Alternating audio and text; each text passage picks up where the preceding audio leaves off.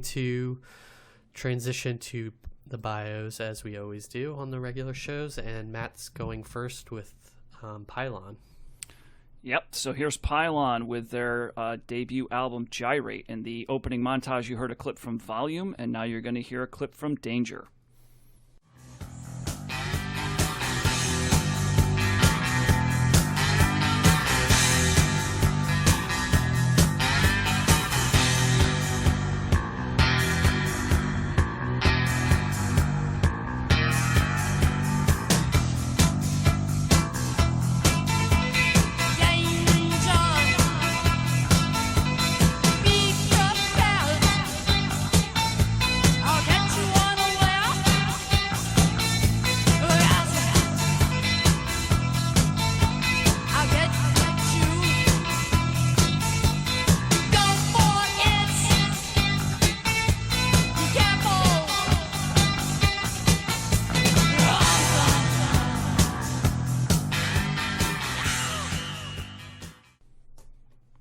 Pylon's Gyrate from 1980 comes in at 966 in the 1980s on Best Ever Albums. Very high, or very low, I should say. 107 in 1980, number 6,334 of all time, and it did not make Rolling Stone's list. I would assume that this is a 1001 album we need to hear before we die. No, this is a John choice. Is it really? Okay. All right. Pylon-Gyrate came up constantly in the bios of bands I love from the 80s. Okay. I've actually never heard it before now, so I was like, now's the time. All right. Okay. All right. So a little bit about the band. I don't have a ton of bio on them, but so they were formed in 1979 by art students at the University of Georgia in Athens.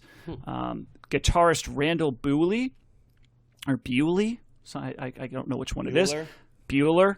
Randall Bueller and bassist Michael Lachowski were met each other in art school, and they decided to try to form a band. They were actually into a variety of other just different artistic formats, and they didn't have any training as musicians at all. They just figured, hey, like there's punk acts that just kind of just start up with something. Let's just do something very minimalistic and try to make something up as we go along. So they decided to form a band. The two of them, they rehearsed at a studio, in a studio that they had rented from a guy named Curtis Crow. And Crow lived in the above the studio that they were renting, and he heard them rehearsing over and over again, making the comments that later on that he didn't. All they had were hooks. There were no choruses or bridges. They were just hooks left and right. And one day he just walks downstairs and he knocks on the door and he says, "Hey, if you need a drummer, I could probably play." And so he just sat in and he knew how to play the songs because he heard them so much that he just picked up right away. So, wow. Yep. So Bewley then approached a woman by the name of Vanessa Ellison, who was another student at Georgia, and just walked up to her. They kind of were. He was somewhat familiar with her and her other artistic work, but had nothing to do with singing. But he liked her as an artist and figured, hey, that she would fit right in. So they have her audition, and she does get the role. She joins the band. So none of these people have really any classical training. It was very much a DIY kind of deal with this group. The name of the band was inspired by actual traffic cones. Lachowski said, "We chose the Pylon name because it is severe, industrial, monolithic, and functional." They played their first live show at a party on March 9th, 1979, and their third show was attended by members of the B-52s, who actually really got the party going because Fred Schneider and Kate Pearson in particular were just dancing around, running around like crazy, and got everybody else dancing too. And Schneider and Pearson were really impressed with what they were hearing. Schneider takes one of the demos that the band had, and he passed it along to a manager in New York, a manager at a club called Hurrah in New York City by the name of, the guy's name was Jim Forat, and he liked what he heard as well, and he offered the band their choice of an opening slot for a number of upcoming bands that were coming to the club, and Pylon chose, guess who they chose to open up for? I'm going to guess REM. Nope. B-52s. Nope. Josh's favorite, Gang of Four. Oh, okay. Oh, okay. That makes sense. Yeah. And it makes sense because I know who Gang of Four is now because of CTS, so that was helpful. Well, and I was bad guess by me, REM, because they're not till 83, right? And this is 80, so yeah, bad guess by me. I'll own it. It's all good. So they have a debut single with 2 songs, Cool and Dub. That was released in 79, and then they later released this album, Gyrate, in 1980. In a 1981 Trouser Press review of Gyrate, John Young noted that the album, quote, had forceful rhythms and a kooky aura, jagged broken down glass textures, and earnestly overbearing lyrics. He said that the band has a nervous, paranoid vibe, similar to the early Talking Heads, and he concludes that Pylon prods and prods and prods. I have a couple of more information, tidbits here afterwards, but that's basically the story of the band getting together and putting out the record. So we'll go with our takes first. Josh, what did you think of Pylon's Gyrate?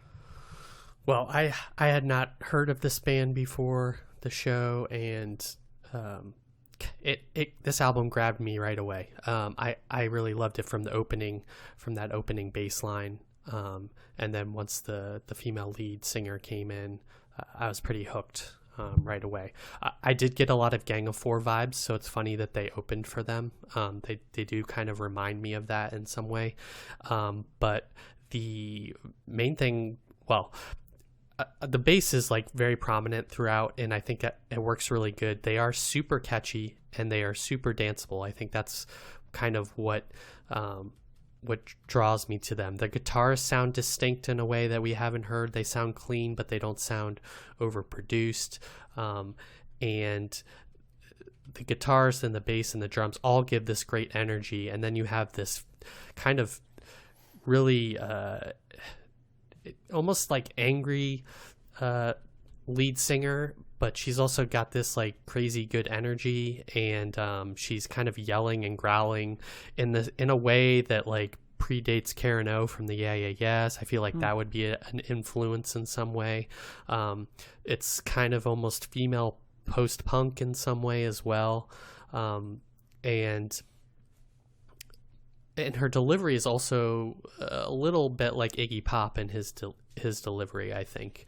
The guitar, there's not a lot going on instrumentation wise, but everything that is going on is like really well done. Like the guitar is sparse, but there's catchy hooks. There's like in a song like Precaution, there's this descending guitar part that repeats over and over again.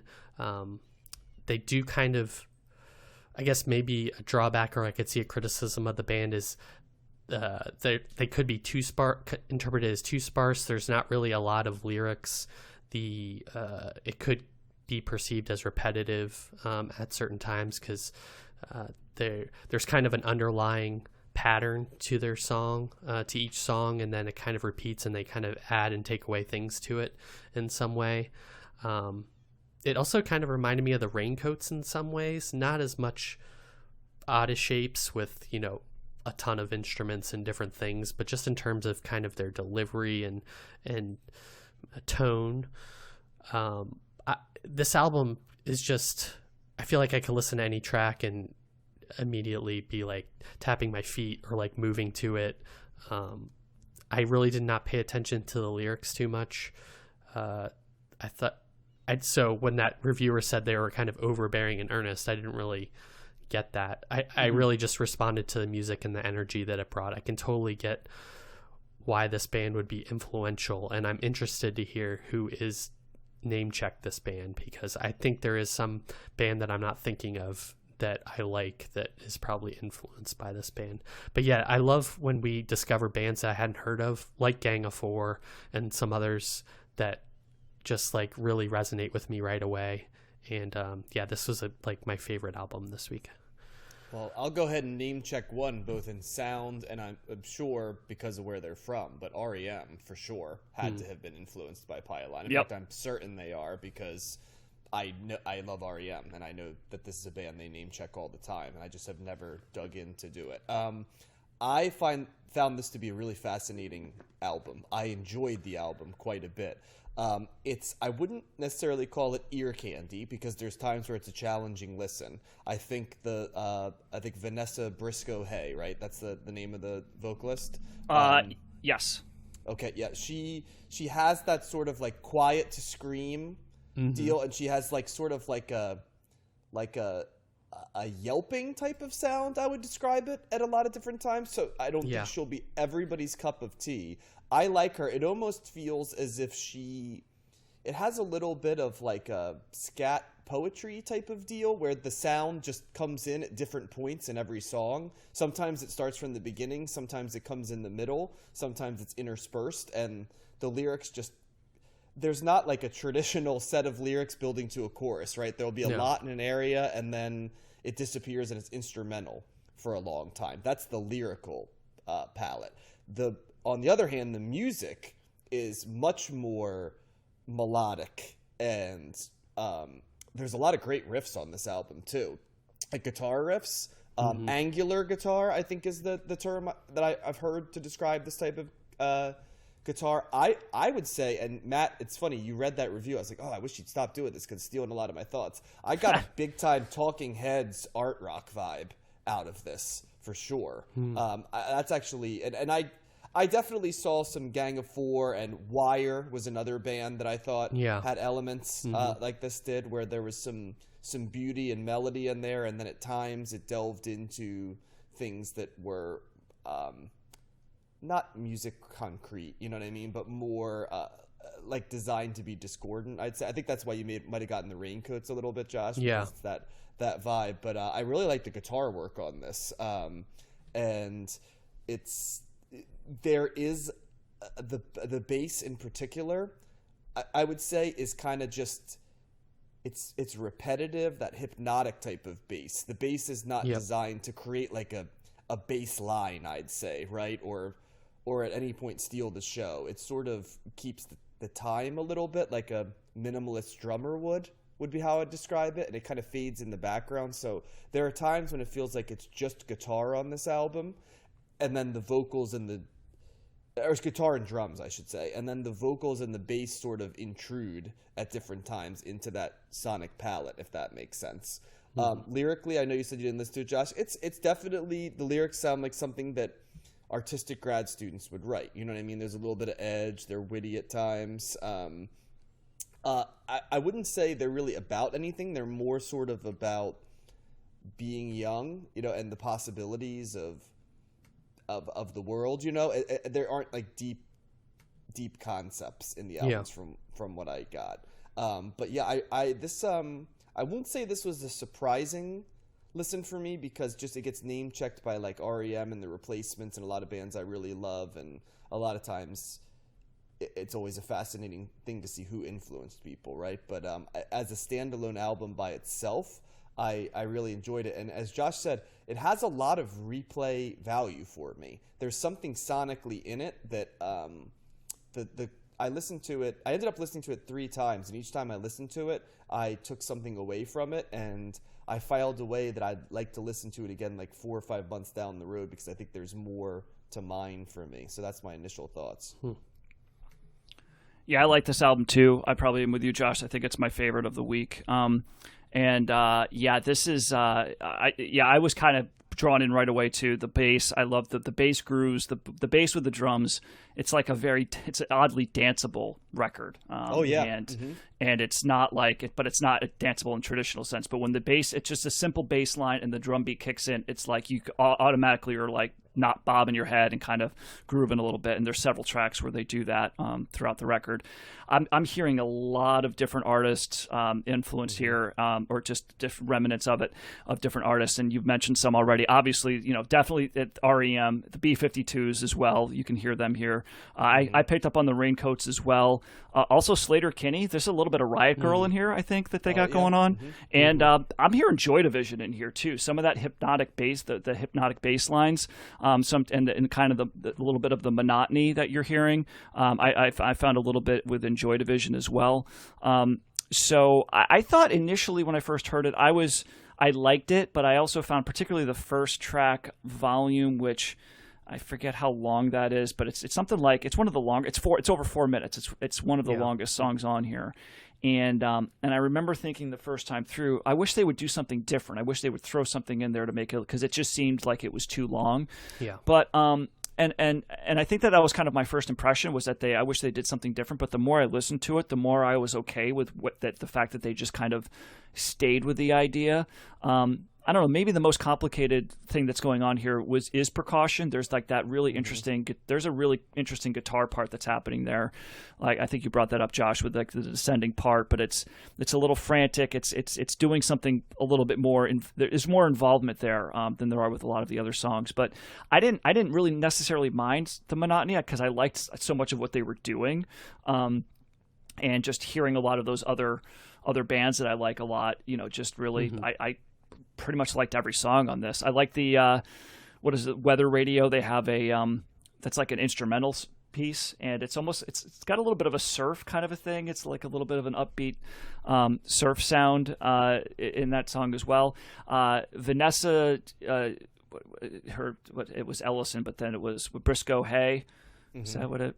Yeah, she right. For Briscoe Hay, she her vocals, this is edgy. She's edgier, right? So she's kind of taking a lot of all these other things that we're hearing in some of these bands. There's more edge to this. Maybe not as more edge than the Raincoats, but it's a little. It's like Kim Gordon a little bit when she sings on Sonic Youth, where she just sort of kind of comes in and almost does spoken word over the top of it at sometimes. That was the vibe I got, But it's not always like that. Like there's times where she's totally like, she's not screaming the whole time, but she can kind of, she's got some variety there with her vocals. So yeah, it's controlled for sure. Yeah. And it was just cool. Like it's like, I think I mentioned last week, we said, what we're covering this week. And I was like, whoever Pylon is, I never heard of them. And John, you were like saying REM really liked them. Yeah. So much, in fact, that I guess in 1987, Rolling Stone had named REM the greatest band in America.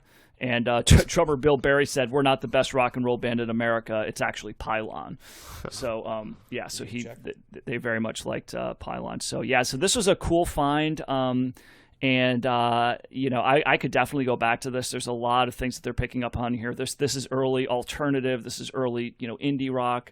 And there's a lot of. It's another one of those albums where I'm hearing so much, and I'm trying to like pinpoint all the bands, but I know I can't, because there's a lot of things peppered in here.